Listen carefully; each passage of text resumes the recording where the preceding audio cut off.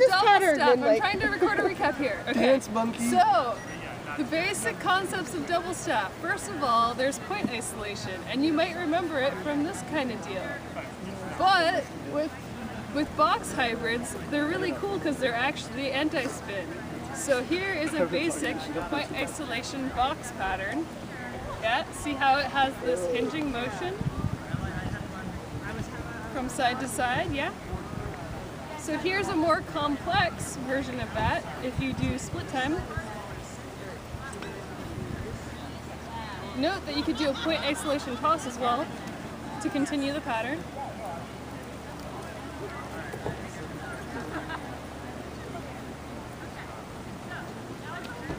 The second component to box hybrids is what's often called sort of an anti-spin motion. However, when you're dealing with box hybrids, it's actually no longer anti-spin. Some people call it rocket, which is kind of silly and awkward. But me and Russ generally call it a slider.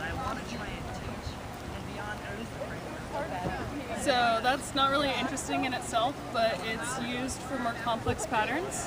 Yeah? Okay. So the next component to double stop hybrids is the static spin. And it's really not that interesting on its own, but you could combine it with either a translation or an R-type. So translation is sort of this kind of movement, and you could go straight up and down, you could go straight side to side. It also describes this kind of motion here, or like this. There's also the R-type, which is like this. So the way that those two things combine with the static spin is you could have the sluice gate, it's the translation and static spin, right? So I showed this kind of combination where you could sluice gate up, sluice gate across, sluice gate down, toss through. You could also do it with the drop variation. You could also do it with a toss. So those are fun. The next thing I showed was the infinite sluice gate. So basically what you do is you sluice gate up, and then you point isolate down, sluice gate up, point isolate down, and you could do these infinitely. And they're kind of fun because you don't really have to continue going through a pattern. You could just keep doing this really satisfying move. You could also sort of go across, like so, which is kind of fun if you like to do the turning thing and move with your prop. It can be kind of awkward. You really have to make sure to not smack yourself in the face with that one. And then the next thing I did was the choo-choo box.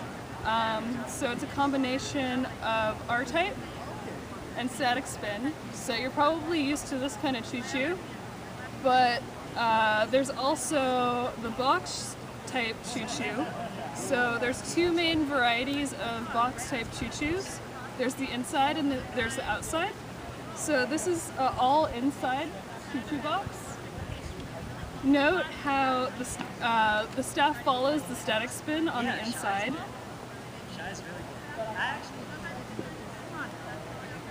There's also the outside choo-choo box, or the puffy choo-choo box, or the flat choo-choo box. You could also do a combination of the two, which is fun. You could do inside and then outside, inside and then outside. And you can really mix these up.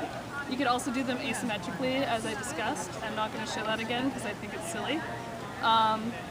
And then basically you could take all of these components and combine them in different ways to make interesting hybrids.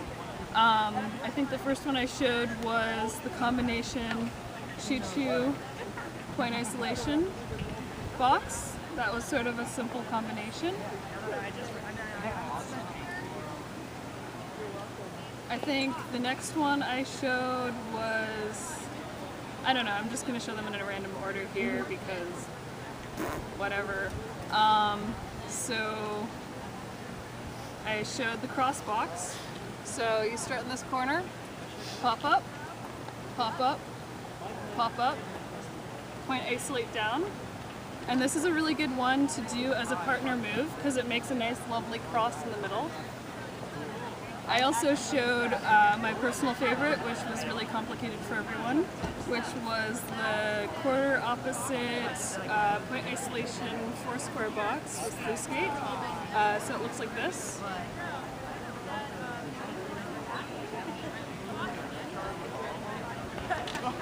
And sort of the more basic variety is you don't have to do the sluice gate, you can just sort of draw out these opposite quadrants here, which is fun, for me anyway. Let's see, what else did I do? I showed the ziggurat, which is this basic sort of pyramid thing, where you can choo-choo across.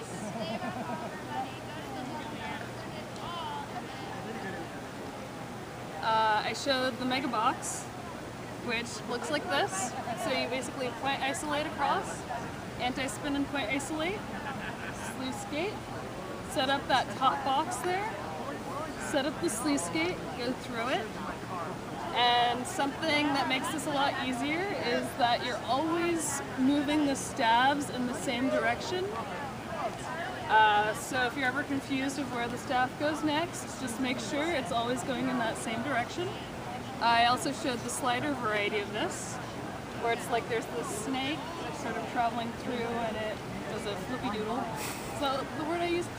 Something like that, yeah. Something like that, flippy doodle. Flippy doodle, backflip.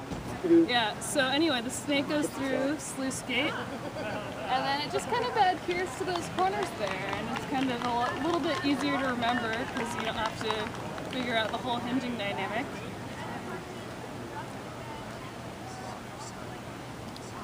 And then I showed my own personal variation, the very complicated inverted mega box with sluice gate tosses.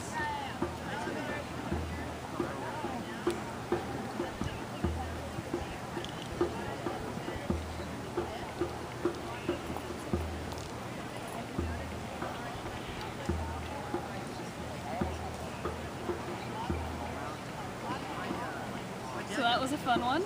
And I also showed the combination point iso ziggurat figure 8 box with choo-choos.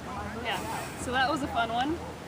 So it's point isolate, choo-choo, ziggurat, choo-choo, point isolate, choo-choo, ziggurat, choo-choo. So really it's just that same point isolation choo-choo box I showed, but you use the ziggurat to go from the top level to the bottom level. And the takeaway for this is that ziggurats are a really nice way to sort of switch the level that you're working on for the box.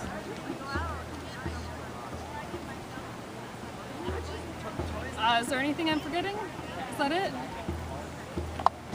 Pretty good. Awesome.